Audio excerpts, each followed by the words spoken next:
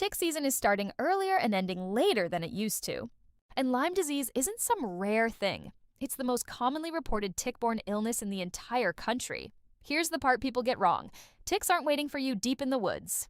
They're in your lawn, along the patio, at the edge of your flower bed. Your kids and your dog can walk right past one in tall grass and never know it. Bug spray works while you're wearing it. Yard-wide pesticide kills the good bugs right along with the bad ones. Neither one is a real yard strategy, but there's a third option almost nobody talks about. A lot of commercial repellents are built from compounds that come from aromatic plants in the first place. Growing those plants yourself won't turn your yard into a force field. I'll say that once. Clearly, right now, and it applies to every plant on this list. But their essential oils can make certain corners of your yard a lot less appealing to ticks and other pests. Today, 5 plants that look genuinely beautiful in a flower bed, that you can walk into almost any American garden center and find, and with one exception, that come back year after year without you doing a thing. Stick around for plant number 3. It produces the exact compound behind one of the oldest bug sprays on the planet, and it's probably not what you'd expect. First, the mistake that undoes all of this. Before we get to the plants, you need to know what you're up against, the kind of yard ticks actually like. Ticks want humid, shaded, crowded. Tall grass, overgrown shrubs, thick ground cover, ferns, piles of old leaves, a crowded evergreen hedge nobody's thinned out in years. All of it adds up to cool, damp hiding spots. You don't need to rip everything out. You need airflow and sunlight. Trim back the vegetation. Clear the leaf litter. Mow on a schedule. Open up the shady, damp corners. And if you want the single most effective move in this whole video, lay down a dry barrier, gravel or wood chips, about 3 feet wide, between your lawn and any wooded or brushy edge. Ticks will not cross it. Do that first. It'll do more for your yard than any plant on this list. Now, let's get into the plants, starting with one that's as much a showpiece as it is a defense. Plant 1, bee balm. Bee balm, also called Monarda, earns its spot for 2 reasons at once. Crush the leaves and you get a sharp, citrusy herbal blast. That's thymol, carvacrol, and linalool, compounds that have shown real insect repellent activity in concentrated form. In the living plant, think of it as an aromatic layer near your patio and pathways, not a shield. And while it's doing that, it's also pulling in bees, bumblebees, butterflies. Hummingbirds, the exact opposite of what you want happening with a pesticide. Plant it once in the right zone, and it comes back every year.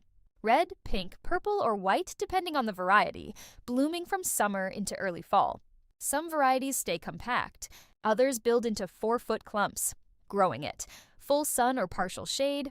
Rich soil that stays moist but drains well. Once it's established, it can ride out a short, dry spell, but it flowers best when it never fully dries out.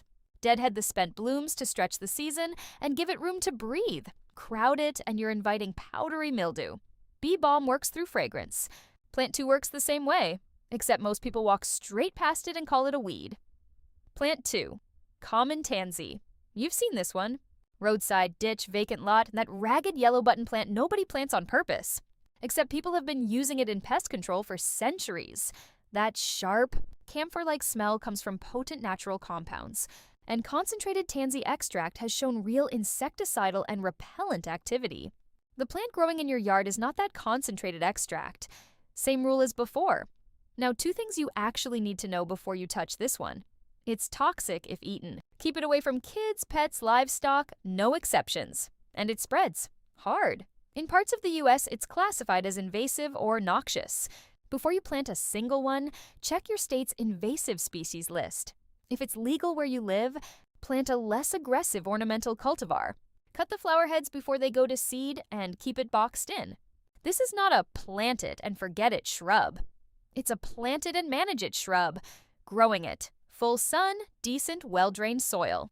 It's tough enough to survive on neglect, which is exactly the problem, not the selling point. Tansy runs on raw aroma. Plant 3 is different. This one produces a compound that goes straight for an insect's nervous system, and it's still in commercial pesticides today. Plant 3, Dalmatian pyrethrum. This is the one I told you to stick around for.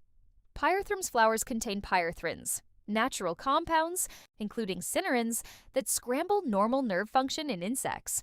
In a formulated product, that means fast knockdown against mosquitoes, fleas, lice, and yes, ticks. These are the exact compounds an entire class of synthetic pesticides, pyrethroids, was built to imitate. But here's the honest version. A pyrethrum plant in your flower bed is not spraying insecticide into your yard. The active compounds live inside the flower heads and need to be extracted and processed to actually function as a pesticide. Natural sunlight also breaks pyrethrins down fast, so even concentrated, they don't stick around long outdoors. And natural doesn't mean harmless. Pyrethrins can hurt beneficial insects too if they land directly on pollinators or open blooms. Anything made from them needs to be used exactly by the label. Strip the chemistry away, and you've still got a genuinely pretty perennial, about 2 feet tall, tidy clumps of white daisy flowers with bright yellow centers and finely cut silvery gray foliage. This plant earns its place in a flower bed even if you never think about the pest control angle again. Growing it. Full sun, fertile, well-drained soil. It hates sitting wet, especially over winter. It does best somewhere with cool summers and can struggle in serious heat and humidity. Pyrethrum goes after the nervous system.